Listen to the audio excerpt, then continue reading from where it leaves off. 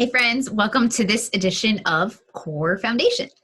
This week we're going to be talking about how you are the average of the 5 people you spend the most time with. Per usual, we're going to kind of start with a recap and show how this all aggregates together in a nice cohesive way. All right, so we know what our focus is. We have our word that's keeping us grounded, keeping us guided on that path. We have our SMART goals that are helping us create more measurable, attainable, specific, realistic, time-based goals, and how we're going to get to that actual goal in more bite-sized time frames, right? From the 1 year to the 6 months to the 3 months to the 1 month, 1 week, and even down to the 1 day. We then stopped feeling guilty. We stopped feeling like the victim because we are not the victim. We are in control of our own life. Then we went ahead and we talked about how we can be 1% better every day. So that's taking those SMART goals and really breaking them down into what we can do in a habitual way to move ourselves towards that goal. And then we talked about the environment around us. And so to this week, it's kind of a continuation of last week about the environment around us. Last week was more about your actual physical surroundings of your home, the rooms you're working in, where you're getting your most productive tasks done, where you feel the most at peace, all of that, and understanding the setup. Now, who are you filling that space with? And that's both actual physically and literally and virtually too. So being that this is a pandemic, this is a very different time of how we're actually deciding to spend our time with people. So I don't want to focus too much on that because some of that is out of our own hands and out of our own control. But as you know, Core Foundation, we spend this time thinking about everything that is within our control and how we can maximize and optimize all of those different choices and decisions. So your first task, of course, is to write down who are the top 5 people that you spend your time with. Now, this is both who you're mandated to. So it may, of course, be someone like your boss or a coworker or something like that. But then it's also who you choose to be with, right? So this is your family, it's your spouses, it's your friends, right? So taking a look at who your friends are and how you're spending time with them. And this time does not have to be physical. You don't have to be in person with them, but think about who you text, who you call, who you FaceTime. And maybe you reignited a relationship with someone during the pandemic and you have more virtual Zooms over the different conversations and have brought other people back into your life. A lot of these people, of the people you spend the most time with, stay with you for a while. So that's why it's important to we're going to evaluate who those people are, if they are the right people to help you get towards your goals. And if they're not, how do we kind of scale them back a little bit and push those other people forward? Because like our environment, every single person around us is either helping us towards or deterring us from reaching those goals that we're trying to get to. So it's very, very important that you are surrounding yourself with people who are supportive, honest, and are going to help you believe in you and help you achieve what you're looking to achieve.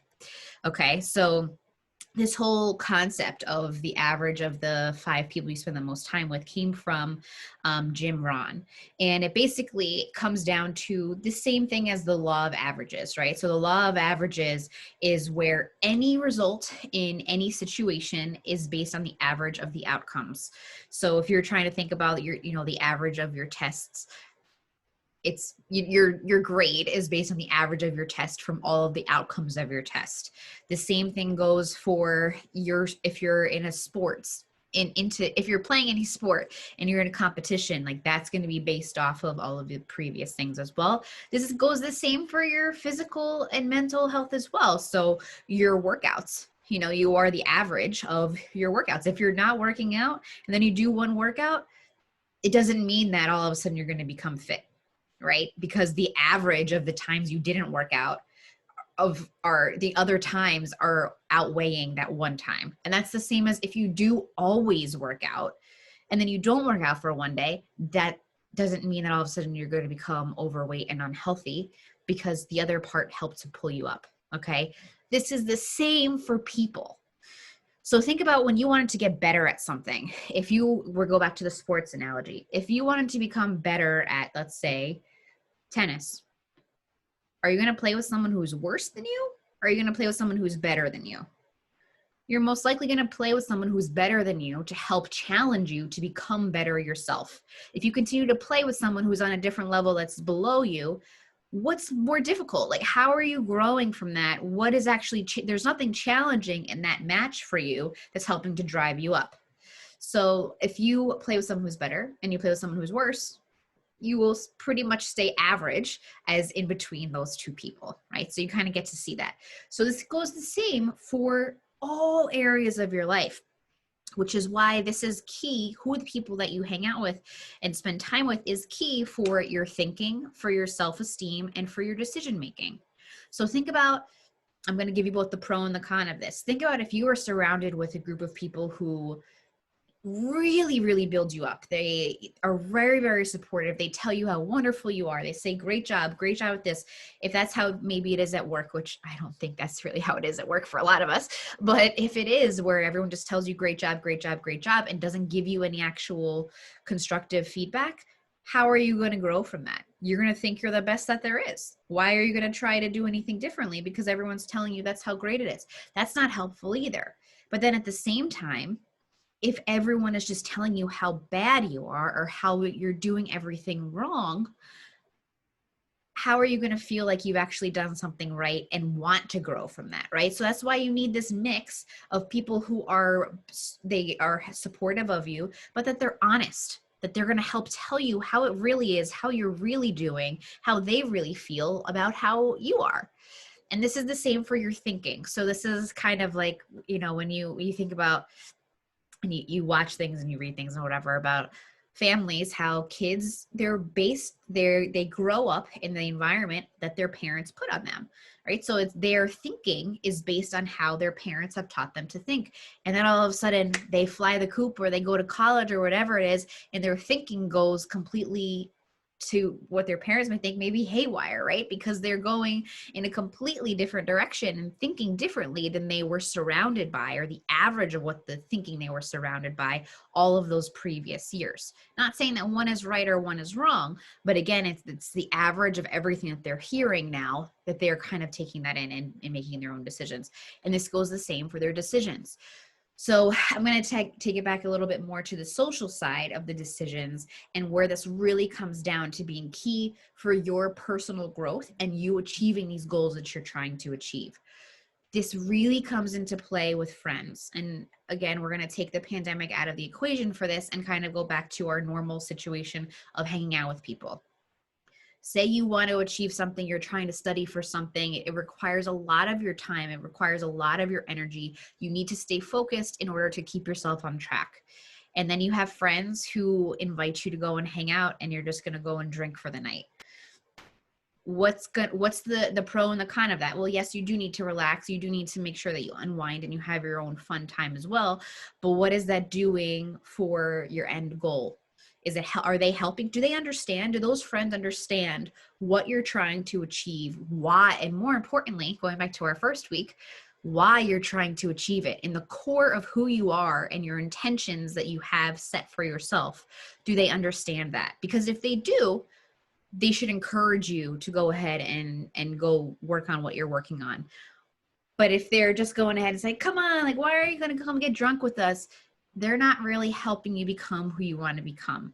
So take a little think about that. And that's where, your decisions of who you are, it needs to stay solid and core to what your decisions are that you're making, but also surrounding yourself with people who have that same sort of mindset and have goals for themselves and have that sort of, reaching for something that's a little bit farther out of reach for that challenge is what will help you move forward as well. Right. So there's I don't know who the quote is from. I should probably find that out for you, but there is, thinking about the group of people and, around more of the supportive and more achievement-based people that you're surrounded by. There's a quote that talks about how small minds discuss people, average minds discuss events, and great minds discuss ideas.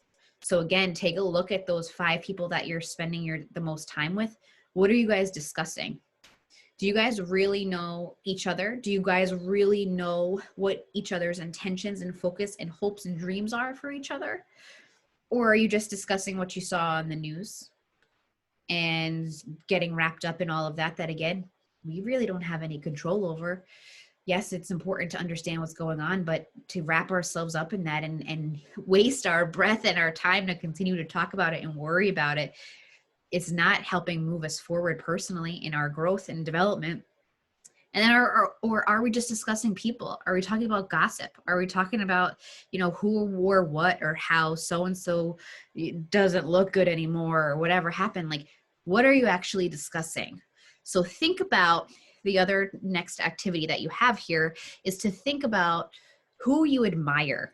Who are the people that you have in your life that maybe are not the top 5 people you spend time with, but are people that you admire their mindset, you admire their values, you admire what they do with X, Y, and Z. Think about how you're spending time with them. Think about how you might be able to spend more time with them. You don't need to go ahead and say like, hey, I admire you. I'm trying to get my average up of who I'm trying to hang out with. But, maybe it's, hey, I haven't talked to you in a while. Can we just figure out a way to catch up once a month? And it's those people. And I know these people. You talk to them and you get off the phone with them, or you get off a video, or you get off, hanging from a coffee with them, and you leave like, oh, gosh, I just want to go set the world on fire. Like, I am ready to go do this. And they're igniting me, and nothing's going to stop me. Those are the people that we need in our life to help bring us forward. And the more we surround ourselves with that, they're going to help bring out the best in us and help us become the best ourselves that we want to, right? So again, coming back to what we're trying to achieve here, what we said in the first week, where do we want to see ourselves in a year? Where do we want to see ourselves in 6 months, in 2 years, and whatever this time frame is that you have for yourself that maybe has a goal associated with it, or maybe just has a new mindset, new perspective on life. Think about who that person is. Think about who that you do spend time with, or maybe used to spend time with, that kind of associates and is on that path towards that trajectory of what you're trying to achieve. And think about how you might be able to spend more time with them. Maybe it's just email. Maybe it's just texting every now and then. And if you were to go ahead and say something like, how you admire that about them, I'm sure they would be honored to know that as well. Sorry, I have something stuck in my eyeball. So again, this is about who is holding you back and who is going to help propel you forward. And those are the main things that we want to think about. We're thinking about the average of the 5 people. Oh, this is hair in my eyeball. The 5 people that you spend the most time with. Here we go, real and raw people. Again, so this is about finding people who are honest, people who are supportive, people who are going to help bring you up and listen to you for who you are, for the ideas that you have, more than just the events of, how was work, which is important too, but getting deeper. You want to have these relationships that are really deep and inspiring and true connections where you're able to tell each other like, that's not cool, or that wasn't great. I don't think that you should have done that, or this is really how you can get to that next level. And let me help you. Let's talk about X, Y, and Z together. These are the people that you want to surround yourself with. So we have, again, as we talked about last week, we have the environment around us, our physical surroundings, and how we make one little thing to make those changes to reset our whole outlook on that. I want you to think about that, how you can do that a little bit in your personal life as well. So, if it's something like going back to the work situation, some of those things are not as much in our control, but I want you to think about that too. Like if it's just taking the pandemic aside, if it's going to happy hours all the time, is that really helpful? Or should maybe you cut back to once a week, once every other week, once a month, whatever it is, so that you can go ahead and still achieve what you're trying to achieve and work towards those things. And those people will still be there, and you still should have that time with them, but maybe that's not where you should be spending the majority of time. So take a look at how you're spending your time and who you're spending your time with in these situations, and how that's impacting you one way or the other. There are those people where you'll have that time where, I'm going to keep going back to the social situation of, you hung out with your friends and it seemed like a great time, and then the next day you talked to so-and-so and they said, so how was it? what happened? And you're like, nothing really happened. Nothing really, whatever. Well, why? Like, why? You had all that time, that opportunity to talk to people, and that's on you too. So it's a matter of bringing yourself up, and you want to be one of those people that people are looking up to bring their average up. So how can you go ahead and make sure that you are making, again, those deeper connections with people versus on the surface? I promise you that your life will be more fulfilling when you have those connections with people. We're social creatures. That's what we're meant to do. We're put on this earth. We don't just go ahead and go and find food and harvest and that's it. No, we care about these relationships and they impact us so greatly. If we have someone that we have a close relationship with and it's not in a good situation, it's not in a good place, you feel that it sits heavy on you, right? So it's important that those relationships, you keep them intact, but also that you're helping bring those people up and they're helping bring you up. So again, I want you to take a look at who those people are that you're spending time with. I want you to take a look at who you might want to spend a little bit less time with, or they're pulling you away from what you're trying to achieve, or hindering you from becoming who you want to become. See how you might be able to pull back a little bit. Maybe it's a matter of just having a time constraint. If you're going to have to see, and honestly, for some people, the people that are bringing them down may be their family. And that's something that may be out of your control, right? And you do have to spend time with family for X, Y, and Z.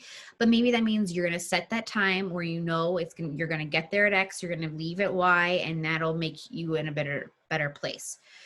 The same for, if it's on your spouse's family side or whatever it might be. Like, there's going to be times where you don't have control over everything in that, but make the best of it. Set your intentions of it, like, this is what I have to do, I have to be there at blah blah blah, and then you move on.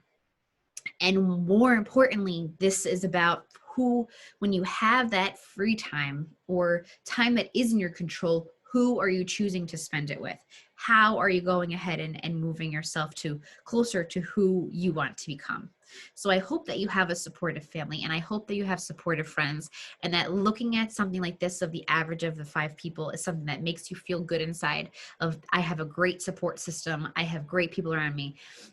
And that's wonderful if it is. And I hands down to that. And if it's not, that's okay too. With this world, we get a lot of things thrown at us one way or the other.